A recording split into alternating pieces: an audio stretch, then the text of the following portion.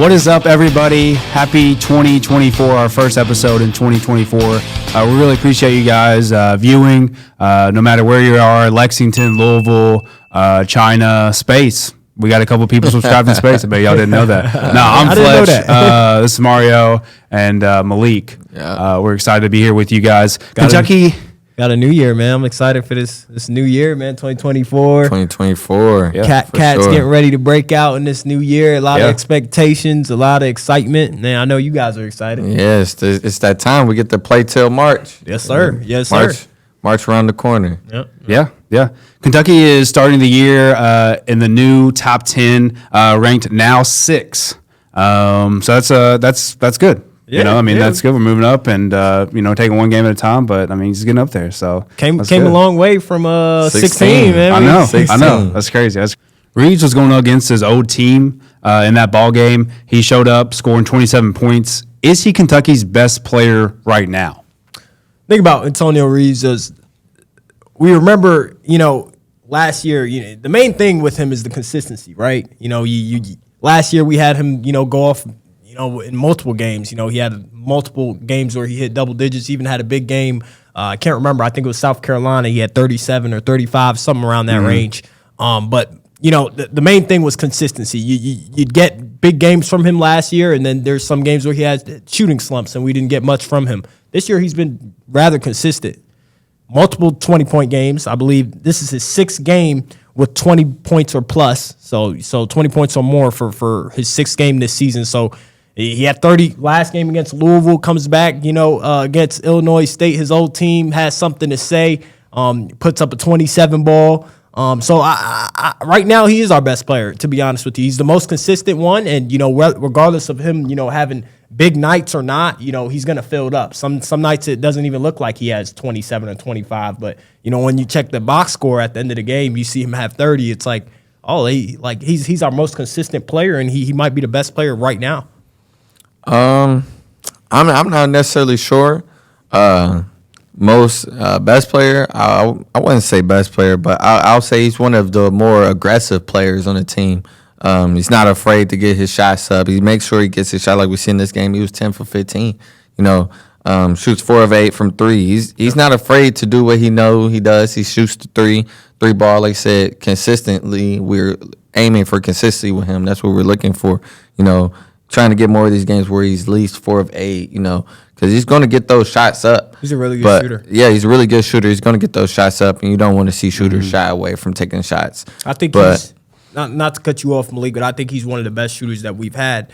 You got to put him up there in terms of the best shooters in UK history. You got Kellen Grady. He was an elite shooter. Deron Lamb, you can add him on there. Devin Booker, we know what he produces. Jamal Murray, the guy he's a special player for Kentucky in terms of shooting the ball.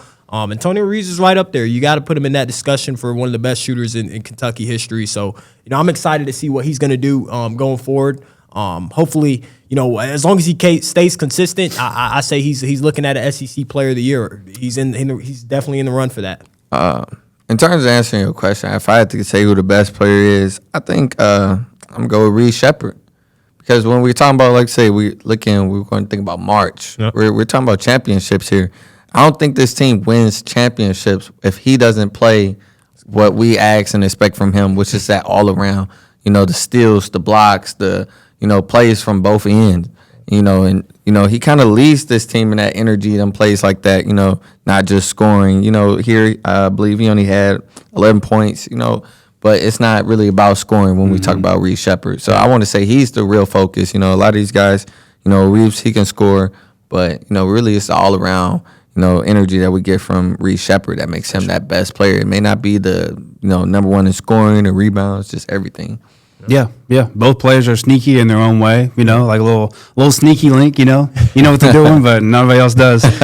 So Kentucky's offense could put up historic numbers if they keep playing like this. But, is this Kentucky's best team so far? One of their better shooting teams, I'll tell you that much. They can fill it up. We saw it tonight, another game where they have 90-plus points. So, I think they're one of their better shooting teams. It's going to depend on what they look like going into this conference play. This is the real deal now. Like we seen them against North Carolina, we see them against the big time schools. We saw what they did against Louisville. They demolished Louisville. But this is the real deal. You're going into conference play. There's some real teams out there. Auburn they're no joke. Mm-hmm. I think they ranked a little bit lower than how they should be. I think they're a top 10, top 5 team around that. I agree. They're a really good team. And then you can't forget about Tennessee. Florida's a team that you can't really go out there and not give them credit, or go out there and actually go through the motions with Florida. They shouldn't do that. This is a good team that they're going to play. So the SEC it's loaded. This is where we're going to actually see. We'll find out. Yeah, we'll see what they're made of. We'll see exactly what's it gonna look like for Kentucky. I wouldn't say probably their best team, but it's definitely one of the deepest teams they had in a while. In terms of depth, just in this game, they played. A lot of guys played in this game. Missing from action was Dude Thiero. He didn't play this game, but just even his depth. They have a lot of guys who come in this rotation and give you a lot of valuable minutes. So I want to say it may not be the best team, but it's definitely the deepest team. Even like I said, we played so many games without the bigs, and these guys were able to carry wins. Yeah. The Cats will open up on SEC play Saturday in Gainesville.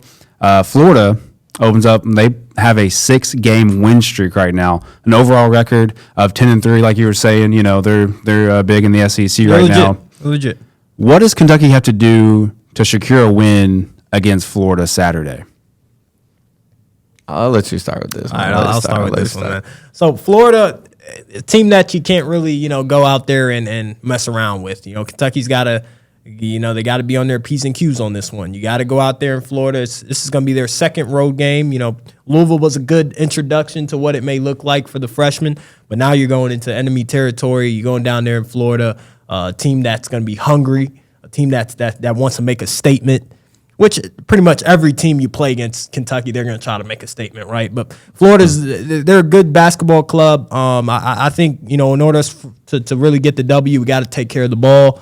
No turnovers and rebounding. Rebounding's been a challenge for us this season. How are we going to, eliminate second chance points, especially for Florida? They're going to crash the glass hard. They're going to play hard, and they're going to have their hometown fans there to rally them as well. So I say, as long as we rebound, take care of the ball, take good quality shots, don't get rattled in that environment, I think we'll have a chance. I don't know if it'll be a blowout, but I know the way that Kentucky's been playing, they definitely have a chance to beat Florida.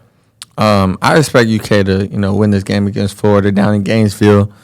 Seeing that UK, we tend to win these matchups. We play very well against Florida, whether home or away. We play very well, They're not a weak school, like I said, with SEC. You always want to get that in conference play. Those wins really matter.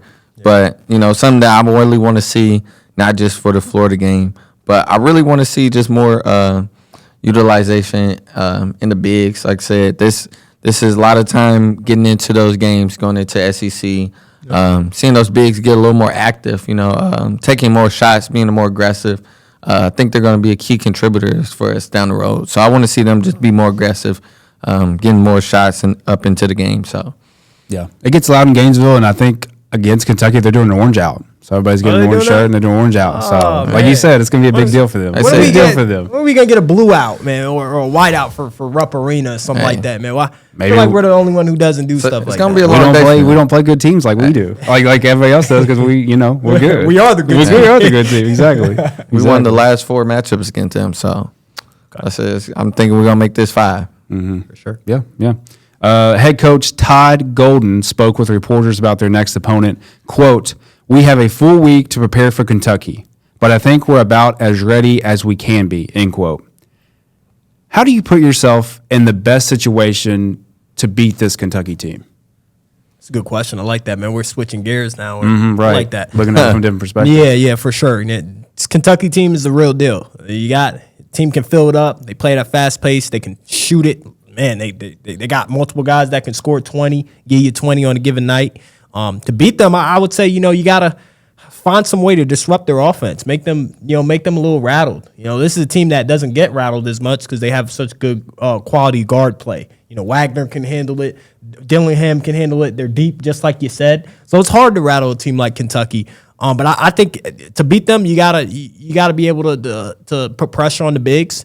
You got to be able to rebound against Kentucky. Once you're doing that and you're giving yourself opportunity to get second chance points, which I think Florida is going to have a lot of second chance points. They got a very good big guy, 6'10" Tyrese Samuel. He's making some noise. Tall. Yeah, big fella. Like you're saying, like 6'8", like 6'7", 6'6", 6'10", 6'10", big fella.